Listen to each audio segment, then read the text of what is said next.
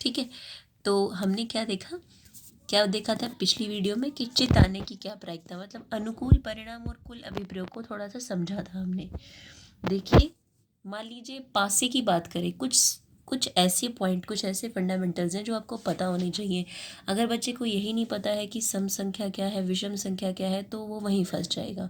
मान लीजिए पासे पे कोई क्वेश्चन आता है और कहता है, मान लीजिए कि एक पासे को उछाला गया, तो आपको पता है कि पासे के ऊपर बेटा 6 नंबर लिखे होते हैं, 1 2 3 4 5 और 6, जिसको आप डाइस बोलते हैं। ठीक है, बिंदी लगी होती है ना, 1 2 3 इस तरीके से। तो एक बात बताइए, अगर मैं पासे को लेके चलूँ, पासे का एक उदाहरण मैं लूँ, तो आप एक बात बताइए कि अगर मैं बोलूँ पासे को मैंने उछाला, और ये क्या प्रायिकता होगी इसकी, इस घटना की होने की क्या प्रायिकता होगी कि क्या, कौन सी संख्या है, एक सम संख्या है। इवेंट क्या है यहाँ पे, एक सम संख्या आने का। अब एक बात बताइए, सम संख्या होती क्या है, पहले आपको ये पता होना चाहिए। सम संख्या वो संख्या जो 2 से पूरी तरीके से भाग हो जाए, से भाग हो जाए, वो संख्या हो गई सम संख्या। यानी कि 2 4 6 8 10 12 आगे जितने भी आगे तक। तो अब देखिए, लेकिन पासे में कितने अंक हैं, 1 2 3 4 5 6। यानी कि अगर देखा जाए तो कुल अभिप्रयोग जो है, यानी कि कितनी घटनाएं घट सकती हैं इसके अंदर, 6। ये हमारे क्या हो गए, कुल अभिप्रयोग। अब किसकी प्रायिकता पूछी है, सम संख्या की। यानी कि उसमें बताइए सम संख्या कितनी आ रही है, 3 ही तो है, 2 4 और 6। तो प्रायिकता क्या हो जाएगी, 3/6। प्रायिकता क्या हो जाएगी, 3/6। अगर वो ये बोलता कि विषम संख्या आने की प्रायिकता बताइए, विषम संख्या आने की प्रायिकता बताइए, तो क्या करते, विषम संख्या वो संख्या जो 2 से भाग ना हो। ये दोनों बहनें आपको ध्यान रखनी है, सम विषम उल्टा। सम जो 2 से पूरी तरीके से भाग हो वो सम, जो 2 से पूरे तरीके से भाग, मतलब 2 से भाग हो ही ना, वो क्या हो जाएगी, विषम। तो इसमें कौन कितनी विषम संख्या देखिए, 1 3 और 5। यानी कि विषम संख्या आने की भी प्रायिकता कितनी हो जाएगी, 3/6। ठीक है, इस तरीके से आपको चीज़ें याद रखनी है। ऐसे कई बार क्या होता है, जैसे मैंने एक्सरसाइज फर्स्ट पढ़ाई थी, वहाँ मैंने एक चीज़ और आपको बताई थी, कई बार वो अभाज्य संख्या पे दे देता है, अभाज्य संख्या। तो आपको अभाज्य संख्या के बारे में भी पता होना चाहिए। वो संख्या जो सिर्फ अपने आप से और 1 से विभाजित होती है, जो संख्या सिर्फ अपने आप से और 1 से विभाजित हो, वो संख्या कहलाती है अभाज्य संख्या। इसमें कोई कंफ्यूजन नहीं है। जैसे अगर आप लेके चले 2, अब देखिए 2 जो है, या तो सिर्फ 2 से ही कट सकता है, मतलब सिर्फ 2 के ही पहाड़े में आएगा। तो 2 देखिए, 2 जो है, या तो क्या होगा, सिर्फ 2 के पहाड़े में आएगा, या सिर्फ 1 से कटेगा। यानी कि 2 क्या है, एक अभाज्य संख्या है। चलिए एक बार 3 को देखते हैं।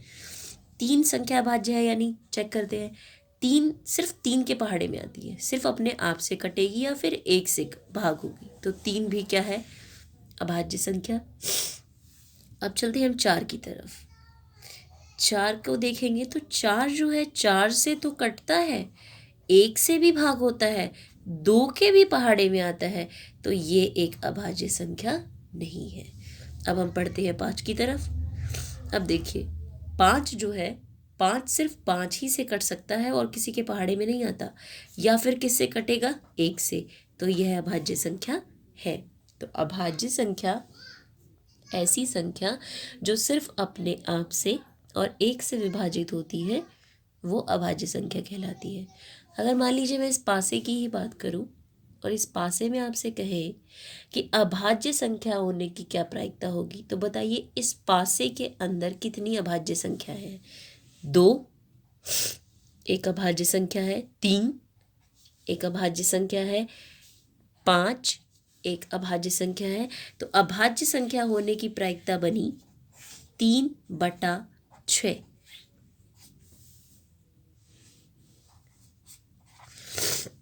इस तरीके से कुछ चीज़ें इंपॉर्टेंट चीज़ें भी आपको ध्यान रखनी है। सम संख्या क्या होती है, विषम संख्या क्या होती है, अभाज्य संख्या क्या होती है। अब जब नेक्स्ट वीडियो में मैं बताऊंगी तो ये तो सिंपल है कि हम क्या करेंगे, जैसे कॉइन को उछाला तो, या फिर डाइस को किया, या पासे पासे से किया क्वेश्चन तो कैसे करेंगे। सिंपल है वही, अनुकूल परिणाम बटा कुल अभिप्रयोग। और इसी चीज़ में मैं आपको एक चीज़ और बताना चाहती हूँ कि किसी भी घटना के होने की प्रायिकता बेटा कभी भी ऋणात्मक नहीं होती।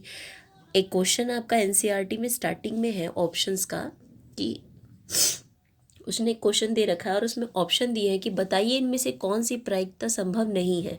तो हमेशा याद रखिएगा कि कभी भी प्रायिकता ऋणात्मक नहीं होती। जैसे मान लीजिए 3/6 है, तो यहाँ पे आंसर कितना आएगा, 1/2। ये देखिए धनात्मक है। मतलब अगर आपसे ये कोई कहे कि -2 किसी घटना के होने की प्रायिकता है, क्या ऐसा संभव है? नहीं। आप ये कहेंगे कि प्रायिकता कभी भी ऋणात्मक नहीं हो सकती। पहला ये फॉर्मूला, इस पे बेस्ड क्वेश्चन। दूसरा, ठीक है, दूसरा पॉइंट क्या देखा हमने कि कभी भी प्रायिकता जो है ऋणात्मक नहीं हो सकती। और तीसरा पॉइंट मैं आपको बताऊँ इसका इम्पोर्टेंट, ये हमेशा याद रखिएगा, सूत्र 1-1 नंबर में बहुत बार आपने ये क्वेश्चन किया होगा क्लास 9th में, कि किसी भी घटना के होने की प्रायिकता योग किसी भी घटना के ना होने की प्रायिकता 1 के बराबर होती है। ये फॉर्मूला काफ़ी बार यूज़ होता है जहाँ अब हमें ना आने की प्रायिकता निकालनी होती है।